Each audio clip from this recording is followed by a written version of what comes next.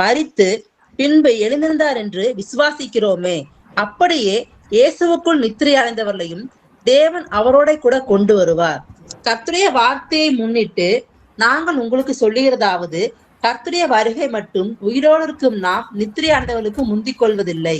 ஏனெனில் கர்த்தர் தாமே ஆரவாரத்தோடும் பிரதான தூதனுடைய சத்தத்தோடும் தேவ எக்காலத்தோடும் வானத்திலிருந்து இறங்கி வருவார். அப்பொழுது கிறிஸ்துவுக்குள் மரித்தவர்கள் முதலாவது எழுந்திருப்பார்கள். பின்பு உயிரோடு இருக்கும் நாமும் கர்த்தருக்கு எதிர்கொண்டு போக மேகங்கள் மேல் அவர்களோட கூட ஆகாயத்தில் எடுத்துக் கொள்ளப்பட்டு இவ்விதமாய் எப்பொழுதும் கர்த்தருடனே கூட இருப்போம். ஆகையால் இந்த வார்த்தையினாலே நீங்கள் ஒருவரொருவர் தேற்றுங்கள்.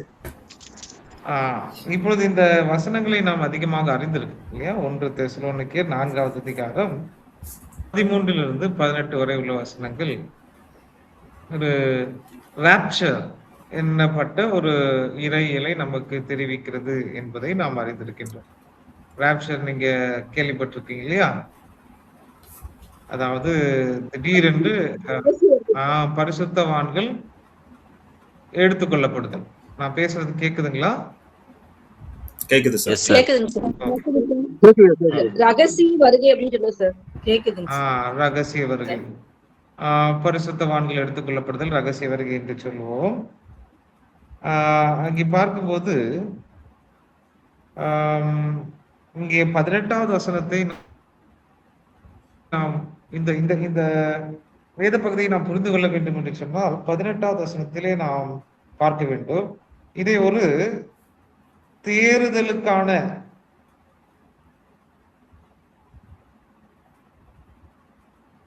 ஏற்றுங்கள் என்று பவுல் சொல்லுகிறார்.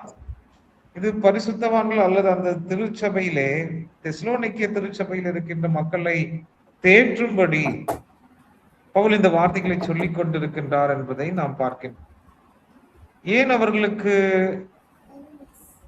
தேர்தல் வேண்டும் என்று சொன்னால் அல்லது ஆறுதல் வேண்டும் என்று சொன்னால் 13வது வசனம் இப்படியாக சொல்லுகிறது, அன்றியும் சகோதரரே, நித்திரை அடைந்தவர்களின் நிமித்தம் நீங்கள் நம்பிக்கையற்றவர்களான மற்றவர்களை போல துக்கித்து அறிவில்லாதிருக்க எனக்கு மனதில்லை.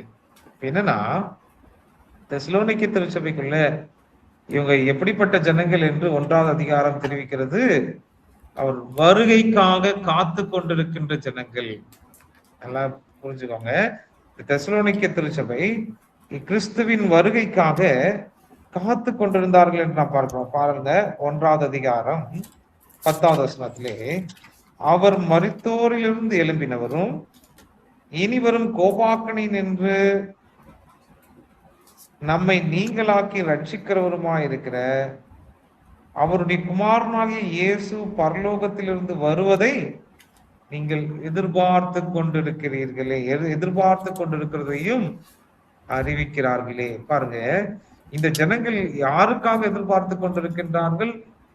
தாங்கள் இந்த பூமியிலே படும் உபத்திரவத்திலிருந்து தங்களை விடுதலையாக்கக்கூடிய தங்களுடைய இரட்சகருடைய வருகைக்காக காத்து கொண்டிருக்கிறார்கள்.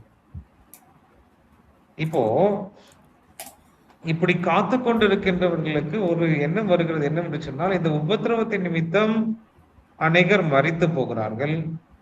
இன்னும் இயேசு கிறிஸ்து வருவார் என்று காத்து கொண்டிருக்கின்ற அந்த காலகட்டத்திலே அவர்களை சேர்ந்த அநேகர் மரித்து போகிறார்கள். அப்போ மரித்து போகும்போதெல்லாம் இவங்களுக்கு ஒரு எண்ணம் என்னன்னா, இயேசு கிறிஸ்து வரும்போது இவர்கள் இருக்க மாட்டார்களே.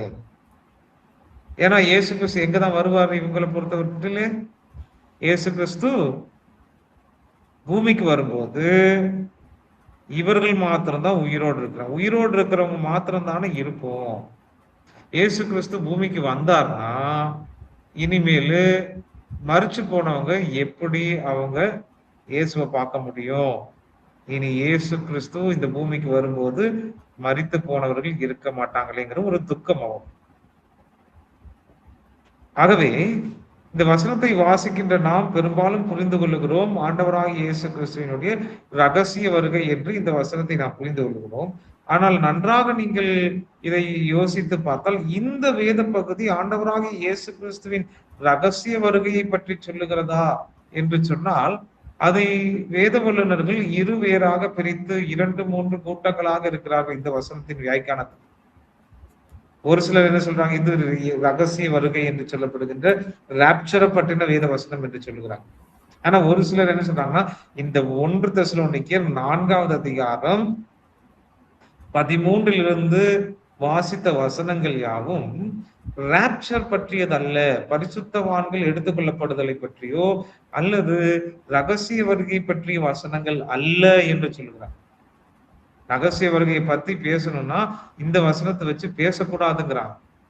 காரணம் என்னன்னா, முதலாவது காரணம் நீங்க பாருங்க, இந்த ஜனங்கள் இயேசுவின் வருகைக்காக காத்துட்டு இருக்காங்க. அப்போ வருகைக்காக காத்து கொண்டிருக்கின்ற இந்த ஜனங்கள் ஏன் துக்கப்பட வேண்டும்? ஏன்னா இயேசு கிறிஸ்து பூமிக்கு வரும்போது இவர்களிடத்திலிருந்து மரித்து போன நிறைய பேர் இப்ப பூமியில இல்லையே. புரியுதுங்களா? அப்போ இவங்க துக்கித்ததற்கு காரணம் என்னன்னா, மத்திய ஆகாயத்துக்கு போவதை பற்றியோ அல்லது ரகசிய வருகையை பற்றியனா, ரகசிய வருகை பற்றியே இந்த வசனம் இருந்திருக்கும் என்று சொன்னால் இவர்கள் துக்கித்திருக்க வாய்ப்பில்லை. ஏனென்றால் எல்லாரும் நாம் மத்திய ஆகாயத்திலே சந்திக்க போகிறோம் என்ற நம்பிக்கை அவர்களுக்கு இருந்திருக்கும். ஆனா இவங்களுக்கு இருந்த மிகப்பெரிய பிரச்சனை என்னன்னா, இந்த பூமிக்கு இயேசு கிறிஸ்து வரும்போது நம்மை சேர்ந்த அநேகர் இந்த பூமியில இல்லையே என்ற ஒரு துக்கம் தான் இவர்களுக்கு இருக்கிறது என்பதாக சொல்லுகிறார். இன்னும் இன்னைக்கு நம்ம பார்க்க போறது என்ன அப்படின்னா, இந்த வேத வசனம் அதாவது 1 தெசலோனிக்கேயர் 4வது அதிகாரம் 13 18 வரை உள்ள வசனங்கள் அது ரகசிய வருகையை பற்றியது அல்ல என்று சொல்லுகிறவர்கள் எவ்விதமான வாதங்களை கொண்டு வருகிறார்கள் என்பதை தான் நம்ம இன்னைக்கு பார்க்கணும். சரிங்களா? ராப்சரை பற்றி நிறைய வசனங்கள் இருக்கு. ராப்சர் என்பது உண்மை, அதாவது பரிசுத்தவான்கள் எடுத்துக்கொள்ளப்படுதல் என்பது உண்டு. ஆனால் இந்த வசனம் அதை பற்றி பேசுகிறதா என்பதில் தான் ஒரு சந்தேகம் நமக்கு எழ வேண்டும். ஏன் அப்படிங்கிறதா இப்போ நம்ம பார்ப்போம். இந்த ராப்சர் தியாலஜி இந்த வேத வசனத்திலிருந்து எடுத்துக்கொள்ள முடியுமா என்பதுதான் பார்க்கணும். சரி, 13வது வசனம் வாசிக்கிறேன் கேளுங்க. அன்றியும் சகோதரரே, நித்திரை அடைந்தவர்களின் நிமித்தம் நீங்கள் நம்பிக்கையற்றவர்களான மற்றவர்களைப் போல துக்கித்து அறிவில்லாததற்கு எனக்கு மனதில்லை. அப்படின்னா இங்க எதை பற்றி தான் இவர்களுக்கு கவலை என்று சொன்னால், உயிர்த்தெழுதலை பற்றி தான் இங்கே பவுல் சொல்லிக் கொண்டிருக்கிறார் என்பதை புரிஞ்சுக்கணும். உயிர்த்தெழுதல், நீங்க நித்திரை அடைந்தவர்களை குறித்து நீங்கள் நம்பிக்கை இல்லாத நிறைய பேர், என்ன நம்பிக்கை இல்லை, உயிர்த்தெழுதல் என்கின்ற நம்பிக்கை அற்றவர்களாக இருக்கிற மற்றவர்களை போல துக்கிக்காதீங்க. ஏன்னா உயிர்த்தெழுதல் ஒன்று உண்டு, மரித்தவர்கள் உயிரோடு எழுந்திருப்பார்கள்.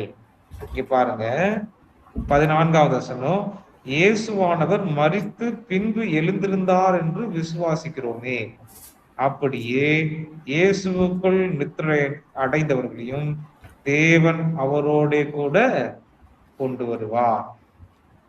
இப்போ வாசிக்கலாம் பாருங்க 15வது வசனம், கர்த்தருடைய வார்த்தையை முன்னிட்டு நாங்கள் உங்களுக்கு சொல்லுகிறதாவது, கர்த்தருடைய வருகை மட்டும் உயிரோடு இருக்கும்னா. இங்க எதை பற்றி பேசிக் கொண்டிருக்கின்றார் பவுல் என்று சொன்னால், வருகையை பற்றி தான் பேசிக் கொண்டிருக்கிறார். ரகசிய வருகை என்று வேதத்திலே அந்த வார்த்தை போடப்படவில்லை, நன்றாக புரிந்து கொள்ள வேண்டும். இயேசு கிறிஸ்து இந்த பூமிக்கு வருவதை பற்றி தான் இங்கே பவுல் பேசிக் கொண்டிருக்கின்றார். கர்த்தருடைய வார்த்தையை முன்னிட்டு நான் உங்களுக்கு சொல்லுகிறதாவது, கர்த்தருடைய வருகை மட்டும் உயிரோடு இருக்கும் நாம் நித்திரை அடைந்தவர்களுக்கு முந்திக் கொள்வதில்லை. ஏனெனில் கர்த்தர் தாமே ஆரவாரத்தோடும் பிரதான தூதனுடைய சத்தத்தோடும் தேவ எக்காலத்தோடும் வானத்திலிருந்து இறங்கி வருவார். அப்பொழுது கிறிஸ்துவுக்குள் மரித்தவர்கள் முதலாவது எழுந்திருப்பார்கள். நல்லா புரிஞ்சுக்கணும். இந்த ராப்சரை பத்தி இந்த வசனம் சொல்லல அப்படின்னு சொல்றவங்க எந்த வாதத்தை முதலாவது முன்வைக்கிறாங்க அப்படின்னா, இந்த வேத வசனத்தில் பார்க்கின்ற காரியங்கள் ராப்சருக்கும் அதுக்கும் சம்பந்தமே இல்லாம இருக்குங்கிறாங்க. என்ன காரணம் அப்படின்னா, ராப்சர் நடைபெறும் போது யாருக்குமே அது தெரியாது. வெளியரங்கமாய் இருக்காது, திடீரென்று தான் நடக்கும். எந்த ஒரு அலர்ட், எந்த ஒரு அலாமும், எந்த ஒரு யாருக்கும் ஒரு எச்சரிப்புமே தெரியாது. திடீரென்று கண்ணிமைக்கும் வேளையிலே நடந்தேறக்கூடிய ஒரு காரியம் என்று சொல்லுவோம். அப்படி இருக்கும்போது இங்க பவுல் என்ன சொல்றாரு, நல்லா கவனிங்க. பவுல் என்ன சொல்றாரு அப்படின்னா, ஆரவாரம், பிரதான தூதனுடைய சத்தம், தேவ எக்காலம், இதெல்லாம் நடந்து, இந்த காரியங்கள் எல்லாம் நடந்து இப்படி வெளியிறக்கமா இருக்காது ராப்சர். ராப்சர் எனப்படுவது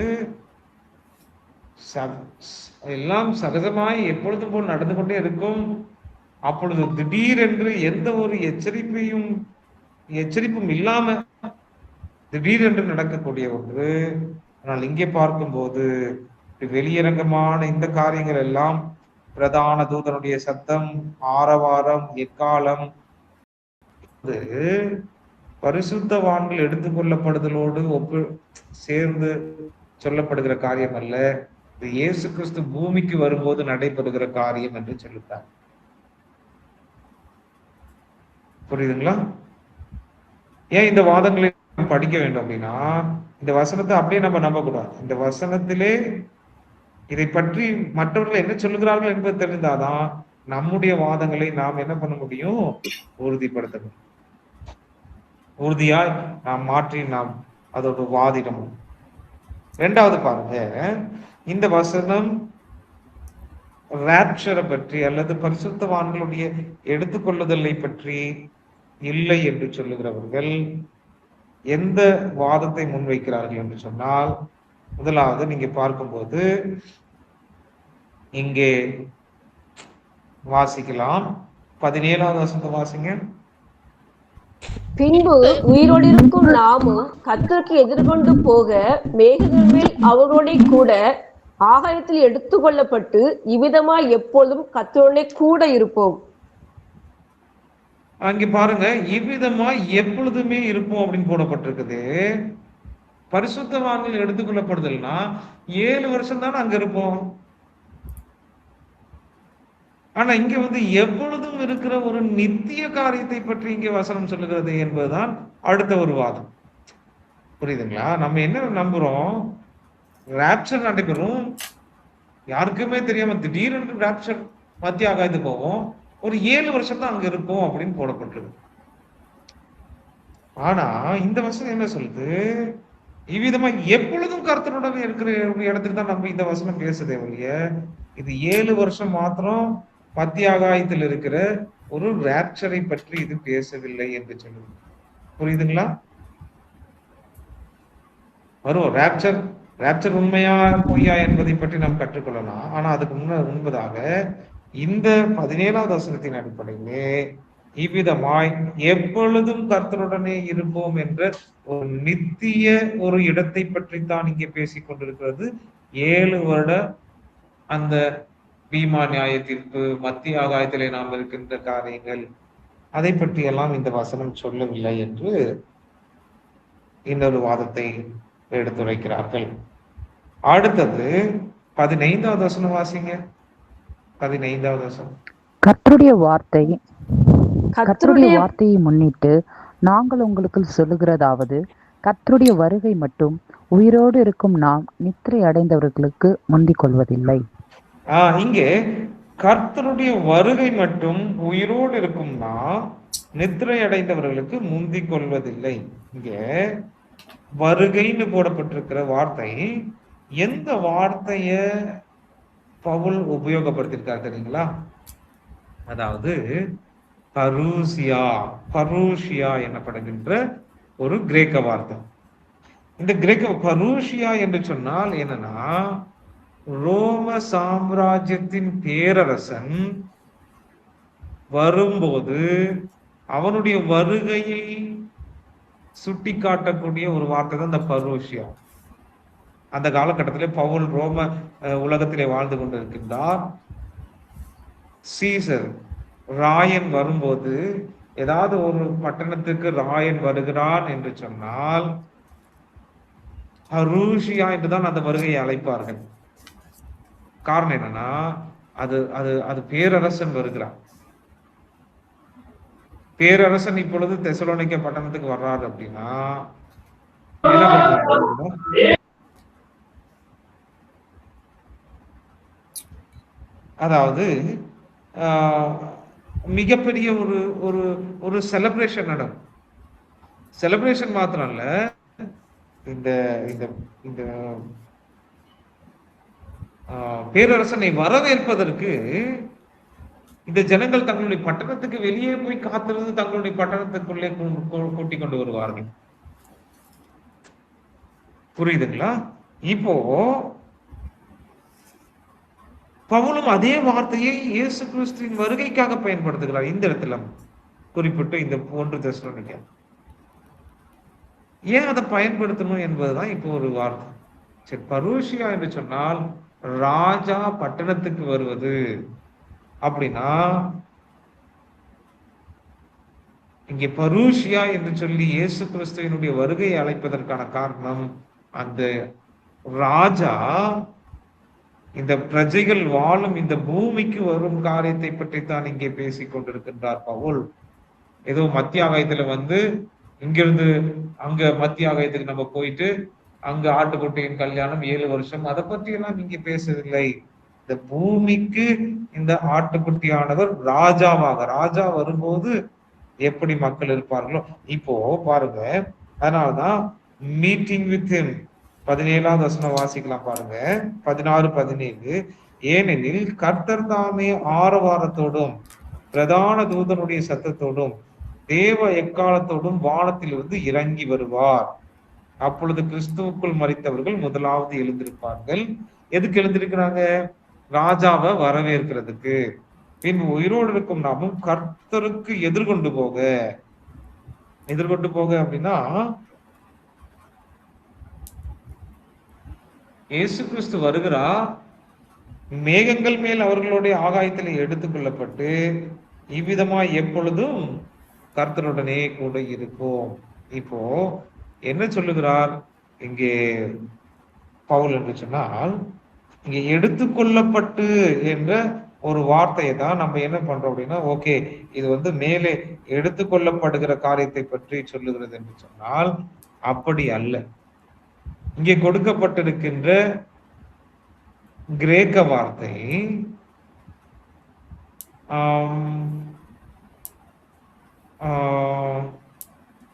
அதாவது கிரேக்கம் உங்களுக்கு கொஞ்சம் தெரியும் அப்படின்னா நீங்க புரிஞ்சுக்கலாம். எய்ஸ் அப்பாண்டசின் என்று சொல்லப்படுகிறது அந்த வார்த்தை. அப்போ அந்த வார்த்தை எடுத்துக்கொள்ளப்பட்டு என்று சொல்லுகிற வார்த்தை எதை பற்றி தான் சொல்லுகிறது என்று சொன்னால், ஒரு ரோம சாம்ராஜ்யத்தின் அதிபதி வரும்போது ஜனங்கள் எல்லாம் ஓடி எப்படி அந்த பட்டணத்தை விட்டு போய் நின்று எதிர்கொண்டு அந்த ராஜாவை வரவேற்கிறார்களோ, அப்படி இயேசு கிறிஸ்து வரும்போது நாமும் வானத்தை நோக்கி அண்ணாந்து பார்த்து அந்த தேவன் எதிர்கொண்டு வர நாமும் அவரை வரவேற்க நாம் காத்திருக்க போகின்றோம், வரவேற்போம், நம்முடைய இந்த பூமிக்கு வரவேற்க போகின்றோம். ஆனால் வரவேற்கும் போது இயேசு கிறிஸ்து மாத்திரமல்ல, அவரோடு கூட சேர்ந்து நீங்கள் இழந்து தவிக்கிற உங்களுடைய உற்றார் உறவினர்கள் எல்லாரும் வரப்போகிறார்கள் என்பதாக பவுல் அந்த இடத்திலே பேசிக் கொண்டிருக்கிறார் என்று, இந்த ராப்சரை பற்றி இந்த வசனங்கள் சொல்லவில்லை என்று சொல்லுகிறவர்கள் அப்படிப்பட்ட வாதத்தை முன்வைக்கிறார்கள். இப்போ அடுத்ததாக நீங்க பார்க்கும்போது 18வது வசனம் வாசிக்கலாம். 18வது வசனம். ஆகையால் இந்த வார்த்தைகளினாலே நீங்கள் ஒருவரை ஒருவர் தேற்றுங்கள். இங்க பாருங்க, நம்ம பவுல் ஒரு இடத்துல சொல்றாரு பாத்தீங்களா, அதாவது இத்தேகத்தை விட்டு பிரிந்து யார் கூட இருக்க எனக்கு மனதா இருக்கிறது? கிறிஸ்துவுடனே கூட. இத்தேகத்தை விட்டு பிரிந்து கிறிஸ்துவுடனே கூட இருக்க எனக்கு மனதா இருக்கிறது என்று சொல்லி. அப்போ நாம மரித்தா உடனே எங்க போவோம்? கிறிஸ்துவுடனே. மரித்தா நம்ம எங்க போறோம்? நிறைய பேருக்கு கிறிஸ்துகிட்ட. டவுட், மரித்தால் எங்கே நம்ம போவோம் அப்படின்னா, ஒரு பாஸ்டர் ஒரு விளக்கத்தை கொடுத்தார். மரித்த உடனே நாம என்ன பண்ணுவோம்? அப்படி தூங்க ஆரம்பிச்சிருவோம். எவ்வளவு நாள் தூங்குவோம் அப்படின்னா, இயேசு கிறிஸ்து மத்திய ஆகாயத்துல வர்ற வரைக்கும் நம்ம என்ன பண்ணிட்டு இருப்போம்? தூங்கி கொண்டே இருப்போம். அப்போ மத்திய ஆகாயத்துக்கு இயேசு வந்த உடனே நம்ம அப்பதான் விழிப்போம். அப்போ அது ஒரு இளைப்பாறுதல் என்று சொல்வதுண்டு. ஒருத்தர் சொன்னார். அப்போ அதை நம்பினேன். ஆனா பைபிளை நீங்க பார்க்கும்போது அப்படி எதுவும் கிடையாது.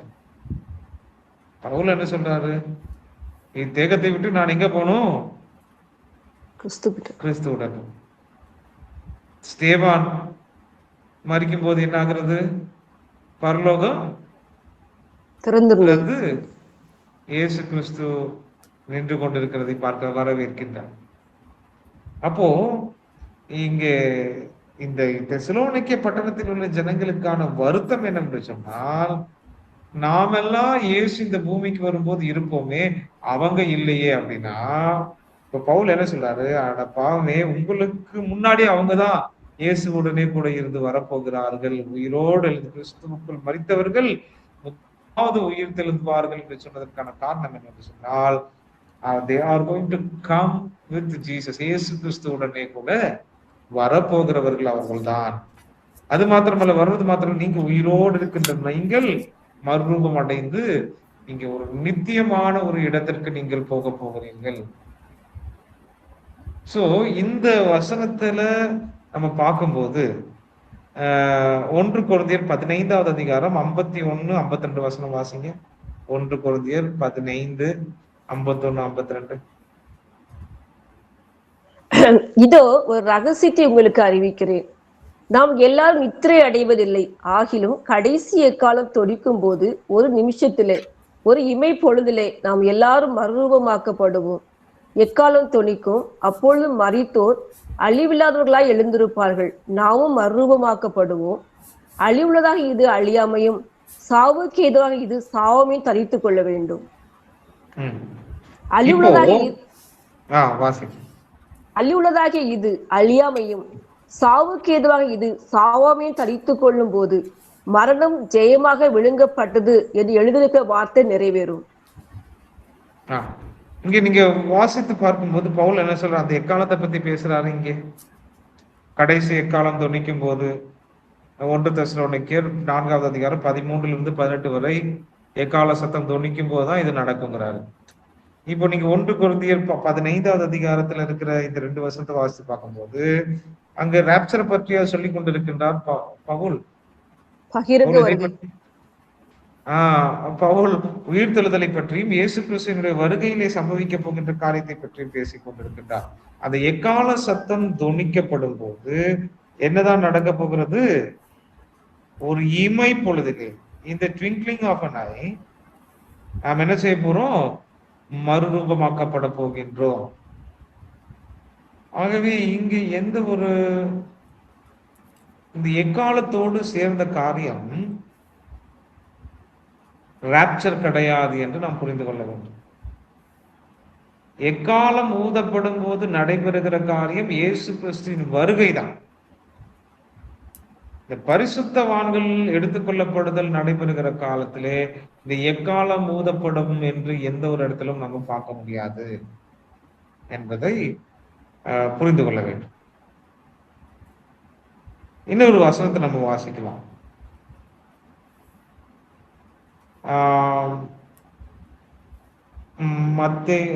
மத்தேயு 25:6 வாசிக்கலாம். 25:6.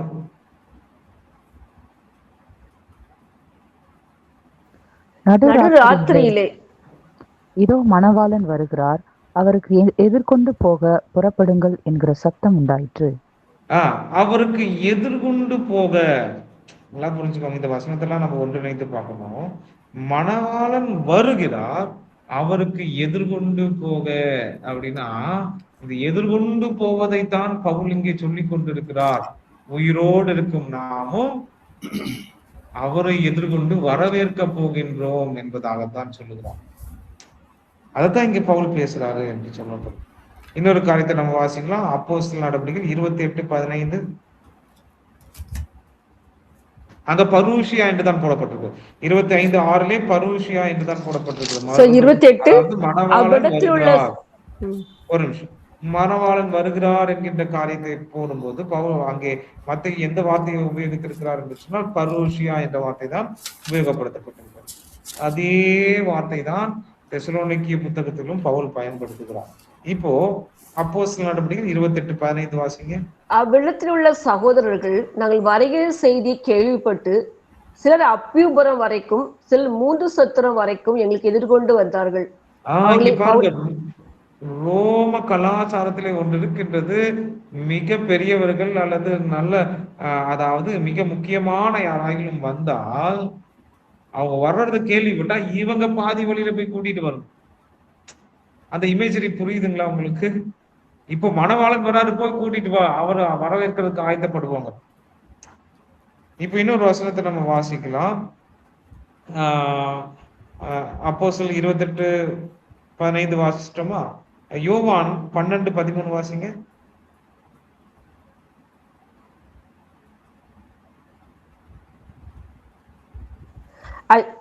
குருத்தொழில்களை பிடித்து கொண்டு அவருக்கு எதிர்கொண்டு போகும்படி புறப்பட்டு. இங்க பாருங்க, ராஜா வராரு. ராஜா வந்து அவர் வர்றதுக்கு முன்னாடி இங்க குருத்தொலை பிடிச்சு என்ன பண்ணுவோம்? நம்ம அவருக்கு எதிர்கொண்டு போய் அவரை கூட்டி கொண்டு வருவோம். இந்த வருகிறார் இங்கே மணவாளன் வருகிறார், ராஜா வருகிறார் இல்லையா, கிங் ஆஃப் இஸ்ரேல் வருகிறார். இப்ப பவுல் போறாரு, பாதியில வர்றாங்க. இதெல்லாம் பரூஷியா எனப்படுகின்ற வார்த்தை தான் பயன்படுத்தப்பட்டிருக்கிறது. இது மிக ஒரு தீவிரமான ஒரு ஆர்கியூமெண்ட் தான்.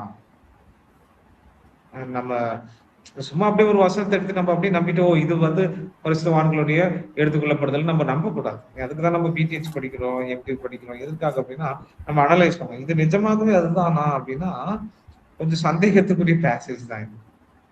புரியுதுங்களா? அதே நேரத்துல பரிசுத்தவான்களுடைய எடுத்துக்கொள்ளப்படுதல் இருக்குதா, ராப்சர் இருக்குது. ஒரு சில ராப்சரையை நம்புவது கிடையாது. ராப்சர் இருக்கிறது என்னுடைய யூடியூப்ல கூட நான் போட்டிருக்கேன். அதாவது பாருங்க, ராப்சர் இருக்கிறது என்பதற்கு சொல்வதற்கு நான் என்னுடைய வாதம் என்னவென்று சொன்னால், இந்த 1 தெசலோனிக்கர் 4வது அதிகாரம் 13-17 எடுத்து நாம் இந்த வசனம் ராப்சரை பற்றி பேசிக் கொண்டிருக்கிறது என்று சொல்ல வேண்டாம். சொல்ல வேண்டும் என்று சொன்னால் அதற்கான ஆதாரத்தை நம்ம கொடுக்கணும். ஆனா அதே வேளையிலே ராப்சர் உண்டு, 7 வருட உபத்திரவ காலத்துக்கு முன்பு பரிசுத்தவான்கள் எடுத்துக்கொள்ளப்பட்டு மத்திய ஆகாயத்தில் இருப்பார்கள் என்பதற்கான வேறு அநேக வேத ஆதாரங்கள் நமக்கு இருக்கிறது. அதைத்தான் நாம் சுட்டி காட்ட வேண்டுமே ஒழிய இந்த வசனம் ராப்சரை பற்றி சொல்லப்பட்டிருக்கிறதா என்று சொன்னால் அது கொஞ்சம் சந்தேகமா தான் இருக்கு. நம்ம பேச முடியும். இந்த வசனத்தை ஆதாரமா டாக்மேட்டிக்கா வச்சு பேச முடியாது. உங்களுடைய கருத்துக்கள் என்ன இதை பற்றி? உங்களுடைய கருத்துக்களோ கேள்விகளோ அல்லது உங்களுடைய கருத்துக்கள் இதுல இப்படி போடப்பட்டிருக்கிறது சார். இந்த ஆதியாகமத்துல கூட இருக்கு சார். இந்த யாக்கோபு வந்து யோசிப்பை பார்ப்பதற்காக எகிப்துக்கு வரமுச்சுல, அது ஃபர்ஸ்ட்ல யாக்கோபு சொல்லி அனுப்பாரு, யோசிப்பை எதிர்கொண்டு வர சொல்லு என்னை சந்திக்கிறதுக்கு அப்படின்ட்டு. ஆமா இல்லையா? ஆமா. ஸோ இந்த மாதிரி நம்ம பார்க்கும்போது நாமும் இயேசு கிறிஸ்துவை வரவேற்க நாம் போவோம். உயிரோடு இருந்தோம் என்று சொன்னால் இயேசு கிறிஸ்து வரும்போது அவரை வரவேற்க போவோம் அப்படின்னு. ஆனா இதுல ஒரு கன்ஃபியூஷன் என்ன அப்படின்னா, அப்போ ராப்சர் இருக்குதா இல்லையா என்பதுதான் இப்போ கன்ஃபியூஷன். இது வந்து நான் ஒரு சாரார் சொல்லுவதை நான் சொல்லுகிறேன், அவ்வளவுதான். ராப்சர் இல்லை என்று சொல்லுகிறவர்களுடைய வாதங்களை நான் சொல்றேன். ராப்சர் இருக்கிறது என்பதற்கான ஆதாரம் நிறைய இருக்கு. அதையும் நான் உங்களுக்கு சொல்ல விரும்புகிறேன். சரிங்களா? ராப்சர் இருக்கிறது என்று சொல்வதற்கான ஆதாரங்கள் உண்டு. அதையும் நம்ம பார்க்கலாம். ஆனா அதற்கு முன்பதாக இந்த காரியங்களை நீங்கள் ஏதாவது கேள்விகள் இருந்தது என்று சொன்னால் நீங்கள் கேட்கலாம்.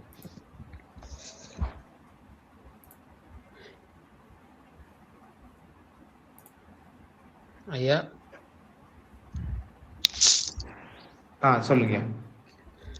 ஐயா இப்ப இது வந்து ராப்சர் இல்லைன்ற அவங்க வந்து இந்த மாதிரி வாதம் பண்றாங்கன்னு சொன்னீங்க ஐயா.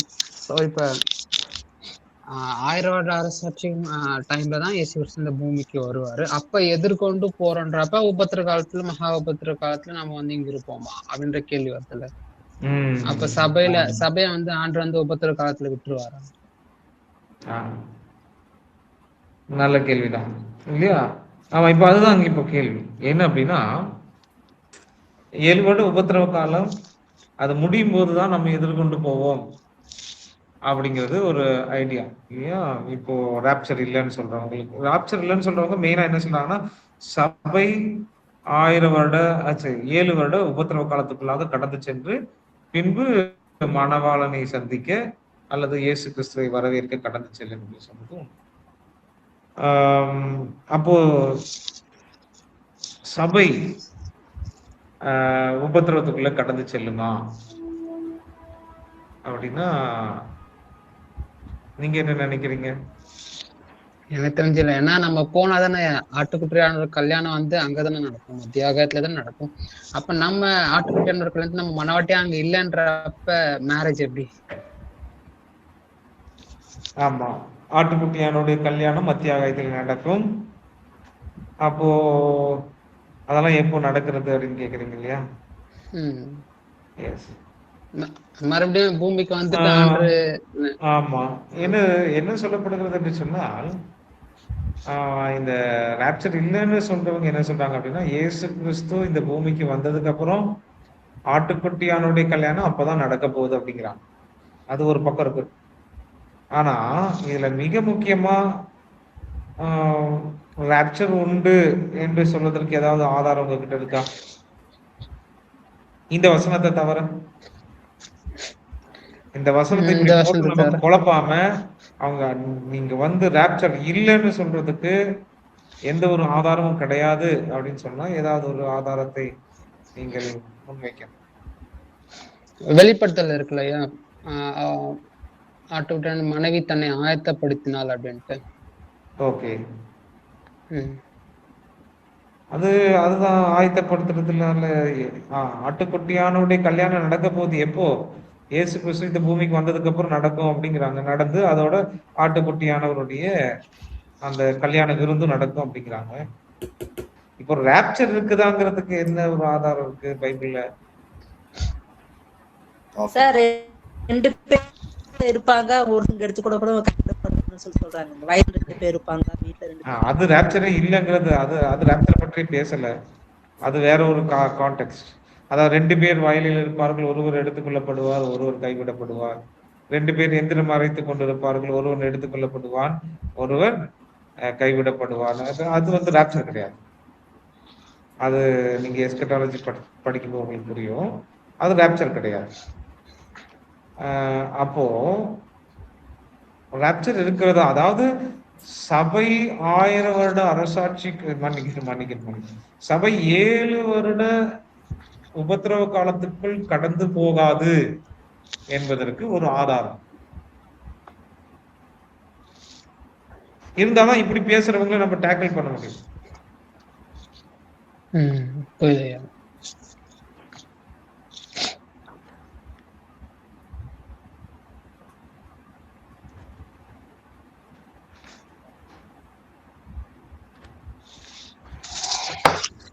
ஒரு ஆதாரத்தை நம்ம பார்க்கலாம். வெளிப்படுத்தின விசேஷத்தை நம்ம அவுட்லைன் போடுறோம்னு வச்சுக்கோங்களேன்.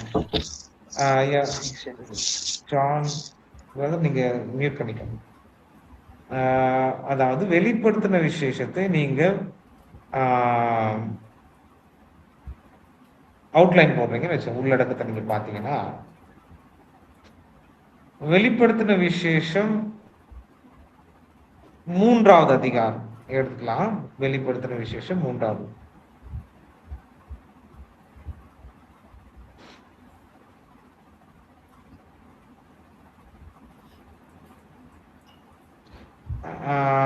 4 4 4வது அதிகாரம் 4வது அதிகாரம் ஆனாலும் ஆனாலும் தங்கள் வஸ்திரங்களை அசுஸ்திப்படுத்தாத சில பேர் சர்வையிலும் உனக்குண்டு. அவர்கள் பாத்திரவான்களானபடியால் வெண் வஸ்திரம் தரித்து என்னோடு கூட நடப்பார்கள். இல்ல வெளிப்படுத்தல் 4வது அதிகாரம் முதல் வசனம். இவைகளுக்கு பின்பு இதோ பரலோகத்தில் திறக்கப்பட்ட ஒரு வாசலை கண்டேன். முன்னே எக்கால சத்தம் போல என்னுடனே பேச கேட்டிருந்த சத்தமானது, இங்கே ஏறி வா, இவைகள் பின்பு சம்பவிக்க வேண்டிய உனக்கு காண்பிப்பேன் என்று விளம்பினது. இங்கே ஏறி வா, இங்கே ஏறி வா. இந்த வசனத்தை நம்ம எப்படி பார்க்கிறோம்னா, இங்கதான் வந்து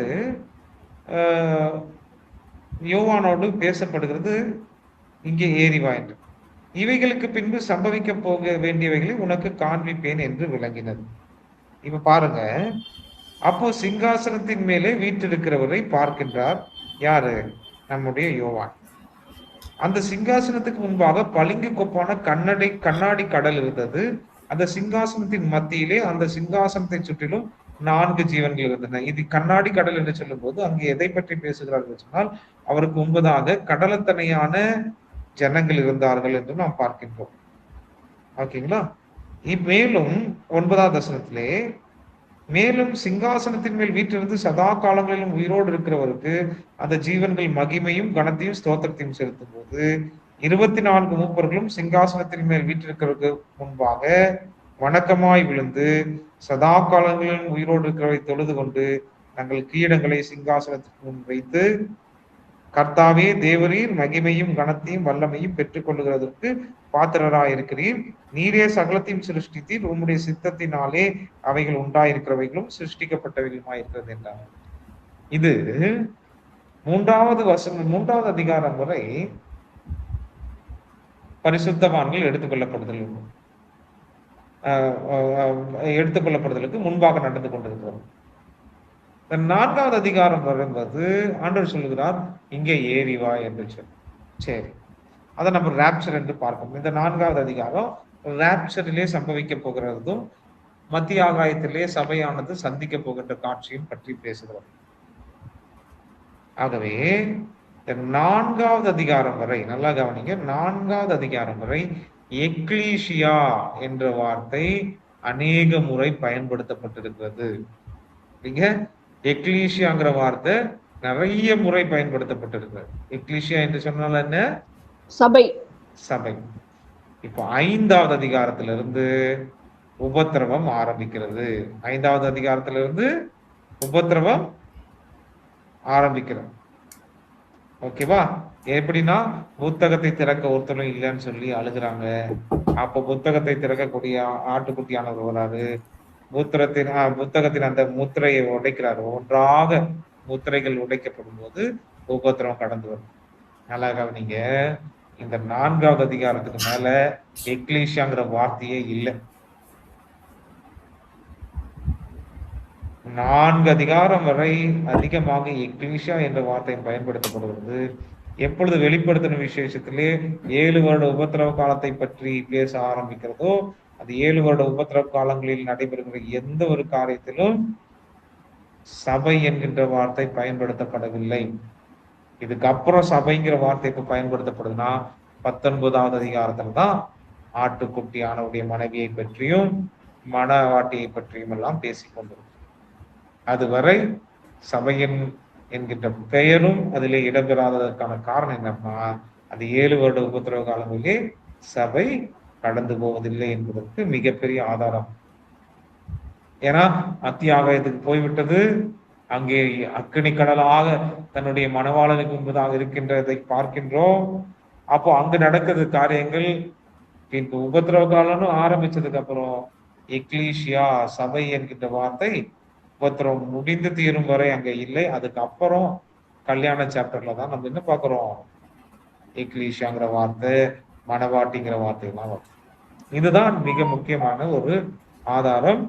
சபை 7 வருட உபத்திரவ காலத்துக்குள் உட்படாது என்பதற்கான ஆதாரம். புரியுதுங்களா?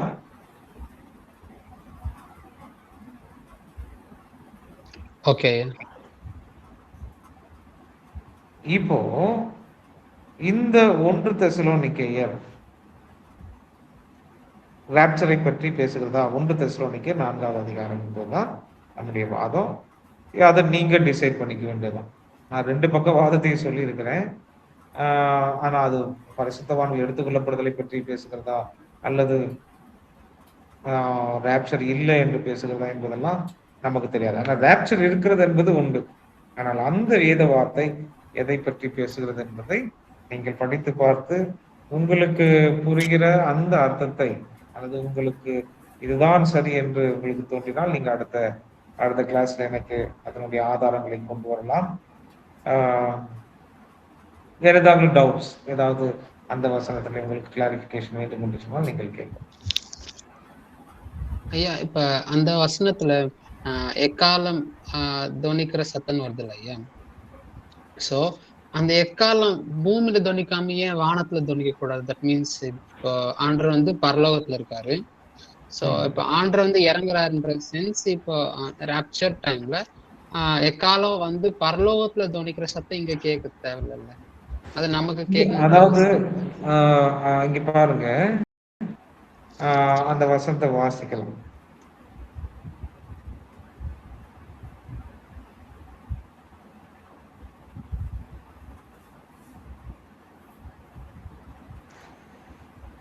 ஏனெனில் கர்த்தர் தாமே ஆரவாரத்தோடும் பிரதான தூதனுடைய சத்தத்தோடும் தேவ எக்காலத்தோடும் வானத்திலிருந்து இறங்கி வருவார். இது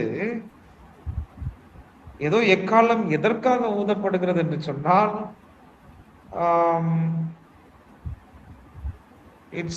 அது ஒரு செலிப்ரேஷன், புரியுதுங்களா? ஒரு விதமான செலிப்ரேஷன் நடக்குது அங்க, ஒரு அக்களிப்பு. ஏனென்றால் ராஜா வரப்போகிறார் என்கின்ற ஒரு அக்களிப்பு. ஆனா இதெல்லாம் வெளியரங்கமா நடைபெறுகிறது தான் நம்ம பார்க்கிறோமே ஒழிய பரலோகத்திலே கேட்கப்படுகிற ஒரு சத்தமாக நாம் பார்க்கலாம். ஏன்னா இதை யாருக்கு உற்சாகம் ஊட்டும்படி எழுதுகிறார்? இந்த பூமியிலே வாழ்ந்து கொண்டிருக்கிறவர்களுக்கு உற்சாகம் ஊட்டும்படி எழுதுகிறார். அப்படின்னா இந்த பூமியிலே வாழ்ந்து கொண்டிருக்கிறவர்கள் இந்த செலிப்ரேஷனை பார்க்க முடியும், கேட்க முடியும் என்பதானே நம்ம புரிஞ்சுக்கணும். ஏதோ பரலோகத்தில் நடந்து விட்டு இயேசு கிறிஸ்து வரப்போகிறார் என்பது அல்ல. இது எல்லாருக்கும், அது இட்ஸ் ஓபன் டு ஆல் அப்படிங்கிற மாதிரி சொல்லப்படுது. இதற்கு எதற்காக நான் இது ரெண்டுத்தையும் உங்களுக்கு நான் தரேன் அப்படின்னா, 2 பக்கம் எதற்காக சொல்லுகிறோம் அப்படின்னு சொன்னா, நீங்கள் இந்த வசனத்தை மறுபடியும் வாசிச்சு பாருங்க, இந்த கமெண்ட்ரிஸ் இருந்தா வாசிச்சு பாருங்க. உங்களுக்கு தோன்றுகிற, உங்களுக்கு இதுதான் திட்டம் என்று யோசிக்கின்ற காரியங்களை நீங்கள் எடுத்துக்கொண்டு வாருங்கள், நாம் இதை ஆலோசிக்கணும். ஏன்னா இந்த வசனத்தை வச்சு ராப்சர் இல்ல அப்படின்னு சொல்றவங்க நிறைய பேர் இருக்காங்க. இதே வசனத்தை வச்சு ராப்சரை பற்றி தான் பேசிக்கொண்டு இருக்கிறது என்று சொல்லுகிறவங்களும் இருக்காங்க. இப்போ உங்களுக்கு நீங்க என்ன பண்ணணும்னா, அதை அடுத்த நாளைக்கு மேபி கர்த்தருக்கு சித்தமானால் நம்ம மறுபடியும் டிஸ்கஸ் பண்ணுவோம். டிஸ்கஸ் பண்ணி இந்த 1 தெசலோனியன்ஸ் சாப்டர் 5வது அதிகாரத்தை நம்ம முடிப்போம் நாளைக்கு. ஆனா அதுக்கு முன்பதாக இதுல நம்ம கிளாரிட்டி வேணும். இப்படி ஒரு வியூ இருக்குது, நம்ம பார்த்துட்டோம். பரூஷியா என்று சொல்லுகிறார்கள், வெளியரங்கமா இருக்கிறது என்று சொல்லுகிறார்கள், என்றென்றைக்கும் கர்த்தரோடு இருப்போம் என்று சொல்லுகிறார்கள். ராப்சர்னா 7 வருஷம் தானே அங்க இருப்போம், ஏன் என்றென்றைக்கும் அங்க இருக்கணும் அப்படிங்கிற ஒரு வாதம். இப்படியெல்லாம் இருக்கும்போது இந்த வசனத்தை வைத்து நீங்கள் ராப்சரை நம்புகிறவனா இருந்தா இந்த வசனத்தை வைத்து எப்படி நீங்க ப்ரூவ் பண்ணீங்க என்பதையும் நம்ம கொண்டு வரோம்.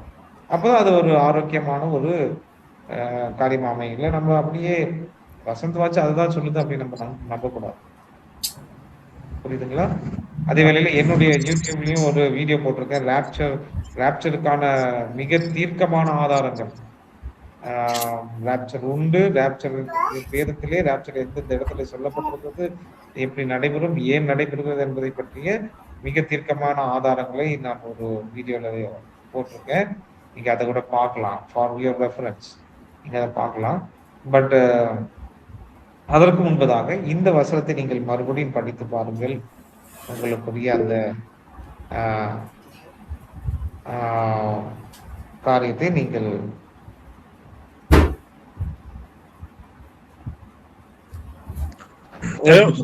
ஒரு கிளாரிபிகேஷன். ஏன்னா இந்த சொல்லுங்க ஐயா, இப்போ நம்ம இது வரைக்கும் நம்ம கத்துக்கொண்டது அல்லது நம்புறது, நம்ம கிருபையின் காலத்துல இருக்கிறோம். கிருபையின் காலம் முடியும் போது அங்கே ரகசிய வருகை நடைபெறுகிறது. ரகசிய வருகையில எடுத்துக்கொள்ளப்படுதல் இருக்கு. அப்புறம் உபத்திர காலம் நடைபெறுகிறது. அந்த 7 வருட உபத்திர காலம் முடித்த பின்பு அப்புறம் அங்கே பகிரங்க வருகை, அப்புறம் இது யுத்தம் நடக்குது. இதெல்லாம் நம்ம படிச்சோம் இல்லையா? அதான் நான் என்ன உங்களுக்கு என்ன இன்ட்ரோடியூஸ் பண்றேன் அப்படின்னா, நம்ம படிச்சது என்னது,